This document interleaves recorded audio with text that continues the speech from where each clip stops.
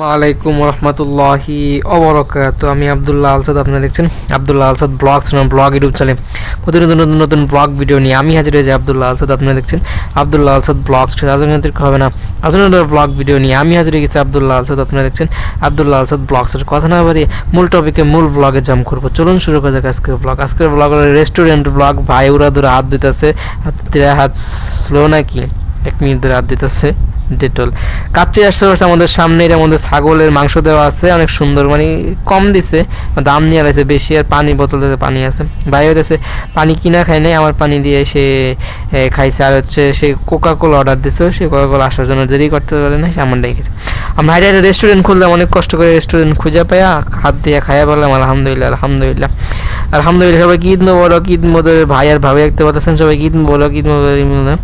ভাই শালিও চলে আসছে, নেকামি করে, অনেকে কানের দুলে এক জায়গায় এক জোরে ফোড়ায়, পাইছে কান ধ্যান ধ্যান করে সুই দুকায় ফুটাইয়া দুল পরে কার। এটা মনে হতে পারে অনেকে এটা তৈরি করছে, অনেকে মনে করে এডিট করছে, ইনহেন্স করছে, চেহারাগুলো ইনহেন্স করছে, অথবা মনে করেন কালার গ্রেডিং করছে। এগুলো মনে হয় শালি, মনে হতে শালি না, মা হলে বাবা হইতে পারে, আমার যতটুকু ধারণা সেই থ্রুতে বললাম। সে হলো প্যাসেঞ্জার, আমাদের পরিচিত কেউ না, জায়গায় যা সব প্যাসেঞ্জার। মেট্রো রেলে উঠছি, এটা বিমানের একটা ফিল নিচ্ছি, তাহলে কিন্তু আমরা সেই থ্রুতে কিন্তু একটা ব্লগ করতে পারি, সেই থ্রুতে ব্লগ। আবার প্যাসেঞ্জার চেঞ্জ হয়ে গেছে, নতুন নতুন প্যাসেঞ্জার আসছে। আর এটাই ব্লগ, আর বেশি নাই। আলহামদুলিল্লাহ আলহামদুলিল্লাহ আলহামদুলিল্লাহ। ফোনটা আমি অ্যাভেলেবেল করে নিই নিজের কাছে।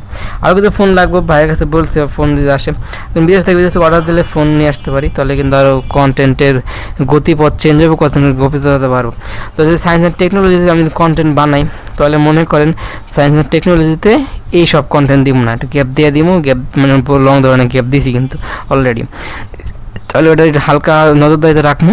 আর এই জায়গায় দূরে দূরে কন্টেন্ট বানাই দিচ্ছি, এটা 1000 হইলে স্লো করে দিন। এই জায়গায় কন্টেন্ট বানানোটা কিছুটা স্লো করে দিব। স্লো করে দিলে আমার আরও কয়টা চ্যানেল আছে, একটা হলো আব্দুল আসাদ গেমিং আছে, আরেকটা হলো আব্দুল্লাহ আসাদ লাইভ আছে, মানে রিয়্যাক্ট আছে। এখন গেমিংয়ে তো গেম খেলা পসিবল না, গেমিং তো আমার ওরকম মানে ওয়ে নাই। তাহলে গেমিং কি ছাড়া যায়, মানে আব্দুল আসাদ রিয়্যাক্ট আছে, তাহলে রিয়্যাক্ট শুনে কাজ করুন। তার মানে আমার এই জায়গায় একটা চ্যানেলের মানে সায়েন্স অ্যান্ড টেকনোলজিতে সব কন্টেন্ট পোস্ট করা যাবে না, 1 নাম্বার। এটা গ্যাপ করে দিলেও কম করে দিব, কিন্তু দিমু। আর রিয়্যাক্ট নামে যে চ্যানেলটা আছে, এই জায়গায় হইতেছে ব্লগ দিমু। আর এই জায়গায় যে ব্লগগুলো দিমু, এটা যদি গ্রোথ রেট যেমন দেখতেছি ঠিক সেমন যদি থাকে, তাহলে এটা কন্টিনিউ যেমন আছে পাগলামি করে যেমন দিয়ে দিমু। আর এটা বেশি বেশি দিমু, তারপর হালকা বেশি দিমু হচ্ছে আব্দুল্লাহ আলসাদ রিয়েক্টসে, তারপর হালকা কম দিমু হচ্ছে শর্টস। তোমার 3টা চ্যানেল নিয়ে কাজ করুন, এটা স্লো কমায় নেই। আর আব্দুল্লাহ আলসাদ যে টেলিভিশন যে মেন চ্যানেল আছে, সেটা আমি আর কোনো কাজ করব না, কারোর দেওয়া যদি কাজ করানো পসিবল হয় সেটা করব। আর এরা যে আছে, এরা যদি গ্রোথ রেট ভালো দেখি, তাহলে এটা আমি নিয়ে নিব, এটা আমার থাকবো। আব্দুল আসাদ চ্যানেল টেলিভিশন যেটা আছে, সেটাই কিন্তু সাবস্ক্রাইব ভালো, কিন্তু আমি 5 মিনিট শালি বানাই ফেলছি, দেখে আগ্রহ কমে গেছে, গ্রোথ কমে। এটাও যদি ওরকম মন মানসিকতা পরে হয়ে যায়, সেটা কোনো সময় বলে দেবে, সেটা আমি আগ্রহ কিংবা কিছু বলতে পারতেছি না। আর এই ফুটেজগুলো আগে দেখছেন, নতুনত্ব কিছু নাই। এটা নতুনত্ব ছিল, ওই যে কাচ্চি ভাই খাইছি, এই গল্পটা আপনাদের শেয়ার করে। নতুনত্ব আর কিছু নাই, শুধু আপনার টাইম পাস করে লাভ নেই। এটা ছিল ঈদের আগের দিন। আমরা ঈদের 2 দিন 3 দিন পর্যন্ত থাকি, কারণ হচ্ছে আমাদের যে স্কুল কলেজ যে মাদ্রাসা, সেটা খুলতে কিন্তু 3 দিনের মতো সময় নেয়। আর আমাদের গ্রামের জমি জমা নিয়ে একটু ঝামেলা চলতেছে, যে পারিবারিক যেই যারা জমির ভাগিদার, তারা যাতে জমিটা পায়, সেই আগ্রহ নিয়ে আমরা হইতেছে এই কাজটা করি। আর আমরা ঈদে গেলে এখন হইতেছে আমাদের এই ধরনের মন মানসিকতা আসছে।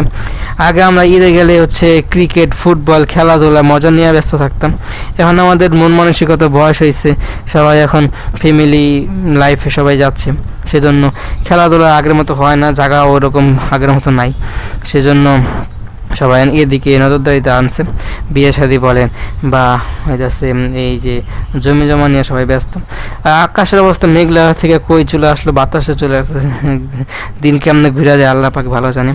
এটাই এখন সবাই তো জমি জমা। এটা হওয়ার কারণ কি, যেমন আমাদের মাথার তাজ, আমাদের যেই দায়িত্ব, একজন বড় একটা কর্ম থাকে, যে আমাদের সাহস দেওয়া রাখে, দাবায় রাখে, সব জিনিস দেখা রাখে, শুনে রাখে, পরিষ্কার করে রাখে, ক্লিন ম্যান হিসেবে আমাদের নজরদারি করে, এরকম একটা মুরব্বী। আস্তে আস্তে কিন্তু আমরা মুরব্বীহীন হয়ে যাই আস্তে আস্তে। এটাতে আমাদের এটা কিন্তু অনেক বড় একটা আমাদের সামনে দিনগুলা পার করতে অনেক বড় একটা পরীক্ষার মুখে আমরা পড়ে যাব।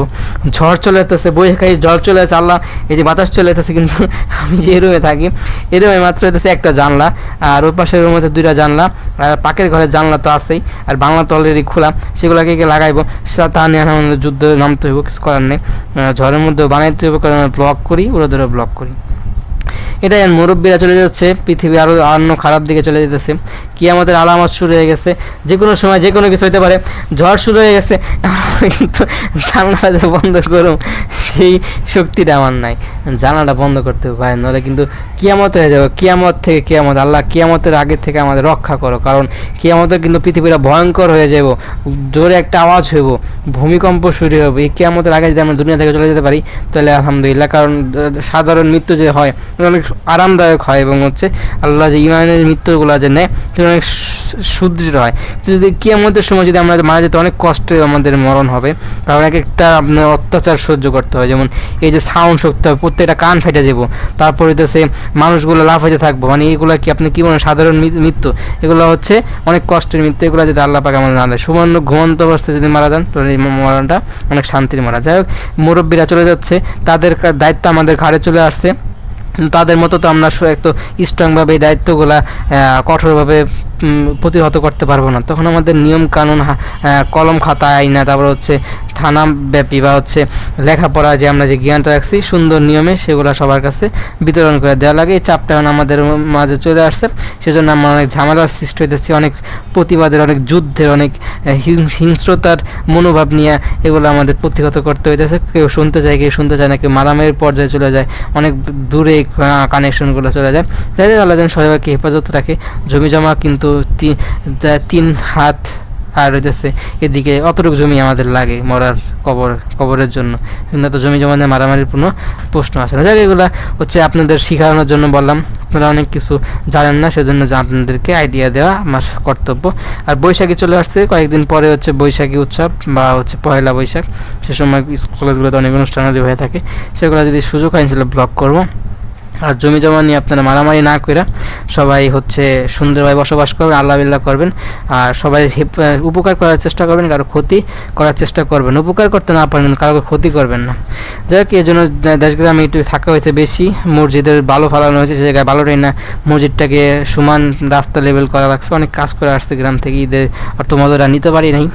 সামনে যদি আল্লাহ পাক যদি সৌভাগ্য হয় তাহলে তারও স্পেশাল হয়ে দাঁড়াবে। আর ধুলা চলে আসতেছে, কারণ হচ্ছে রাস্তাঘাটের ধুলা তো বুঝেনি, ঢাকা শহরে শীতে যে পরিমাণ ধুলা জন্মায়, ধুলা তৈরি হয়, তা বৃষ্টি না আসলে ধুলাটা মানুষের মাঝে ছড়ায় যায়।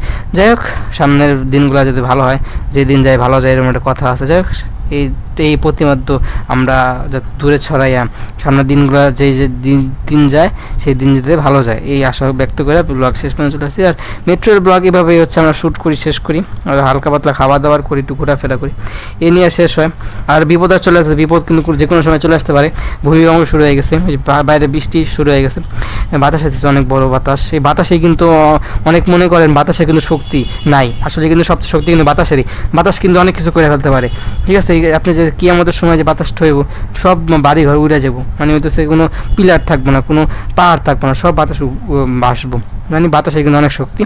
আমাদের আল্লাহর প্রতি ভরসা রাখতে হবে, আল্লাহর প্রতি আমরা ভরসা না রেখে 1 সেকেন্ডও ভাবতে পারি না, সেজন্য আল্লাহ ভরসা রাখা ওদের দিন পরিচালনা করতে হবে।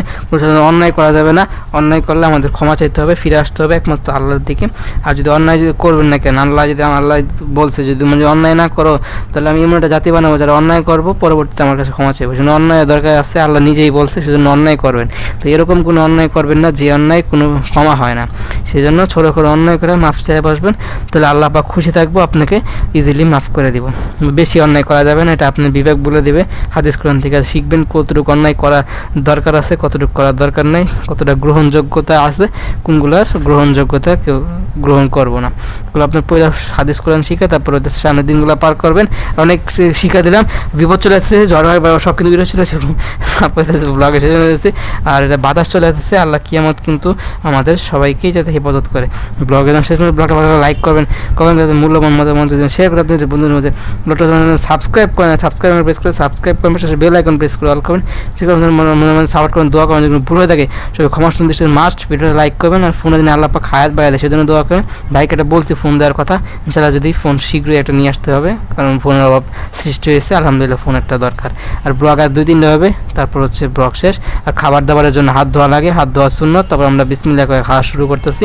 আর পানি রাখা সুন্নত, পানি খাওয়ার আগে পানি খেয়ে তারপর খাবেন, তাহলে হচ্ছে আর নবীর সুন্নতগুলো পালন করলে নবীর শাফায়াত পাওয়াটা সহজ হয়ে দাঁড়াবে। তো অনেক কিছু আপনাদেরকে জানালাম, ভালো লাগছে না ভালো লাগেনি, সবই কমে অনেক কথা বলা ছিল না, কথা বলেছিলেন যে কথাগুলো বলা ছিল না সে কথাগুলো বলে, যে কথাগুলো বলা ছিল সে কথাগুলো বলে কোন কথা ভালো লাগছে, কোন ভালো লাগেনি, সবই কমে আমি তুলতে যাচ্ছি, ভালো লাগতেছে, মাথা ঘুরে যাচ্ছে, কষ্ট করে ব্লগ করলাম।